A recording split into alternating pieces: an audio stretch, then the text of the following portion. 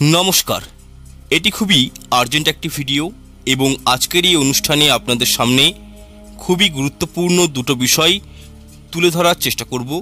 যেহেতু আজ 8ই এপ্রিল সোমবার রাত 9:12 থেকে সূর্যগ্রহণটি শুরু হয়ে যাচ্ছে এবং থাকবে রাত 2:22 পর্যন্ত। তাহলে এই যে একটা পিরিয়ডিক্যাল টাইম, এই টাইমে ছোট্ট একটি উপায় আপনাদেরকে আমি বলবো, সেটা যদি করতে পারেন তাহলে কিন্তু যাদের জীবনে প্রচুর গোপন শত্রু রয়েছে সেই গোপন শত্রুর কিন্তু নাশ হবেই। বা এমনটাও হতে পারে যে ধরুন আপনার পাড়া প্রতিবেশী, বন্ধুবান্ধবী বা আপনি যেখানে কর্মরত রয়েছেন বা আপনার ব্যবসার জায়গায় কেউ হয়তো আপনার সঙ্গে শত্রুতা করতে চাইছেন, আপনাদের ক্ষতি করতে চাইছেন, তাহলে সেই শত্রুর কিন্তু মুখটা বন্ধ হয়ে যাবে। এছাড়াও আপনাদেরকে আমি বিশেষ একটি পাতার কথা বলবো, এইটা যদি পারেন অবশ্যই নিজের গৃহে পুড়িয়ে ফেলুন সূর্যগ্রহণ সমাপ্ত হওয়ার পর।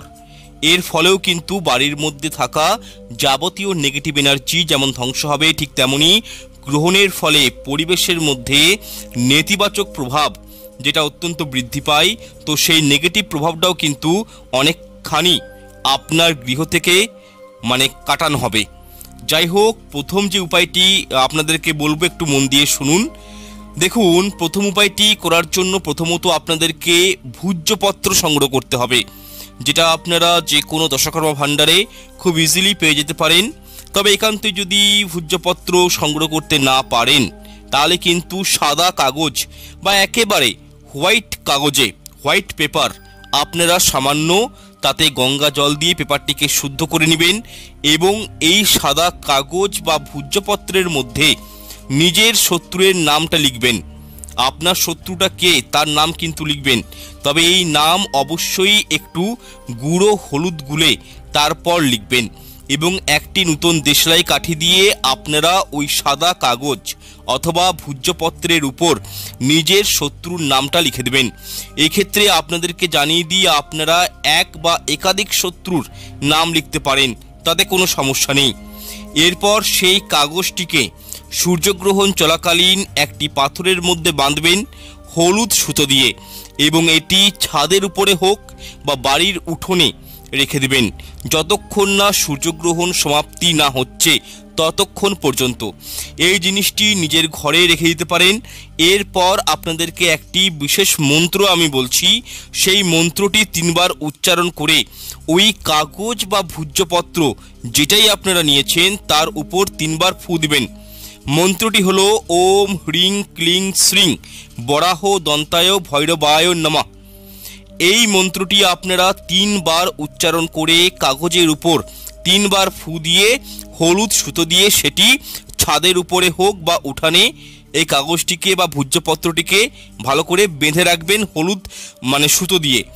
এরপর আপনারা সূর্যগ্রহণ সমাপ্ত হয়ে যাওয়ার পর সাদা কাগজ দিয়ে অথবা ভূজ্যপত্রটি দিয়ে যে ভূজ্যপত্রটি সংগ্রহ করে যেটিতে এই উপায়টি করেছেন সেটি হাতে নিয়ে যে কোনো অশ্বত্থ গাছের নিচে রেখে চলে আসবেন, অথবা যদি আপনাদের সামনাসামনি কোনো অশ্বত্থ বৃক্ষ না থাকে তাহলে যে কোনো প্রবাহিত জলেও আপনারা কিন্তু এই ভূজ্যপত্র বা সাদা কাগজটি ভাসিয়ে দিতে পারেন।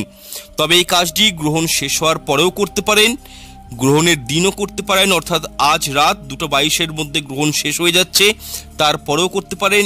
বা যদি চান যে না রাত্রি অনেকটাই হয়ে গেছে, সেক্ষেত্রে পরের দিনও আপনারা কিন্তু এই উপায়টি করতে পারেন। বেলা 12টার পূর্বে আপনারা কিন্তু ওই ভূজ্যপত্র বা সাদা কাগজটি জলে ভাসিয়ে দিয়ে আসতে পারেন। যাই হোক, এই ছোট্ট একটা উপায় করলে দেখবেন আপনাদের জীবন থেকে যেরকমই গোপন শত্রু থাকুক না কেন সেই শত্রুর কিন্তু মুখটা বন্ধ হয়ে যাবে। সেই শত্রু যত চেষ্টা করুক না কেন আপনার কোনো প্রকারের ক্ষয়ক্ষতি করতে পারবে না। তবে হ্যাঁ, আপনার জীবনে প্রকৃত গোপন শত্রু কে রয়েছে তার নামটি জানা কিন্তু আবশ্যক। আন্দাজ বশত এই ক্রিয়াটি করতে যাবেন না। যদি আপনি একদম শিওর সেঙ্গুইন হন যে অমুক ব্যক্তি আপনার সঙ্গে শত্রুতা করছেন, তবেই কিন্তু উপায়টি করবেন তার নামটি লিখে। আচ্ছা, এরপর দ্বিতীয় উপায়টি আপনারা করতে পারেন। দেখুন, সামান্য 8টি তেজপাতা বাড়িতে পোড়ান সমস্ত নেগেটিভ শক্তি যেমন ধ্বংস হবে, ঠিক তেমনি বাস্তু দোষ দূরীভূত হবে ও পরিবারে আর্থিক উন্নতি ঘটবে। দেখুন, চন্দ্রগ্রহণ হোক বা সূর্যগ্রহণ, যে কোনো গ্রহণই কিন্তু মানব জীবনে অশুভ শক্তি সঞ্চার করে থাকে। বেশিরভাগ রাশির উপর, জেনে রাখুন, বেশিরভাগ রাশির উপর, বাস্তুর উপর বা জাতক জাতিকাদের জন্মকুণ্ডলিতেও গ্রহণের নেগেটিভ ইম্প্যাক্ট কিন্তু লক্ষণীয় হয়। যেহেতু এই সূর্যগ্রহণটি ভারতবর্ষে দৃশ্যমান হবে না, তবুও যেহেতু গ্রহণটি আমাদের পৃথিবীতেই হচ্ছে এবং এটি একটি মহাজাগতিক ঘটনা, সেহেতু গ্রহণ প্রক্রিয়াটা সমাপ্ত হওয়ার পর এই উপায়টি কিন্তু করতে পারেন। যাই হোক, কিভাবে উপায়টি করবেন সেটা জেনে নিন।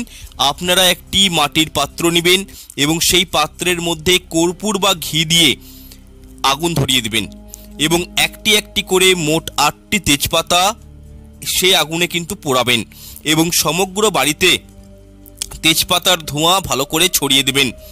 তবে এই উপায়টি গ্রহণ শেষ হওয়ার পর কিন্তু করবেন।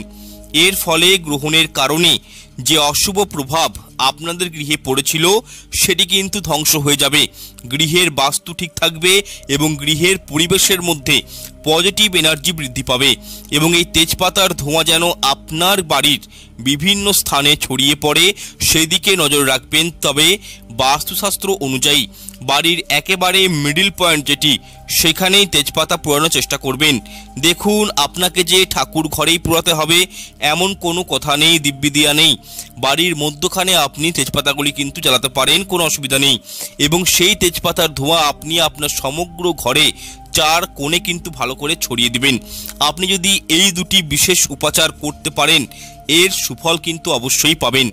যাই হোক, আজকের এই অনুষ্ঠানটি আর দীর্ঘায়িত করছি না, এইখানে শেষ করছি। যদি এই বিষয়ে কোনো প্রশ্ন মতামত থাকে অবশ্যই করবেন এবং অনুষ্ঠানটি ভালো লেগে থাকলে লাইক, শেয়ার, কমেন্ট করতে ভুলবেন না এবং চ্যানেলটি অবশ্যই সাবস্ক্রাইব করে পাশে থাকা বেল আইকনটি অন করে রাখবেন। ঈশ্বর প্রত্যেকের মঙ্গল করুক। নমস্কার, ধন্যবাদ।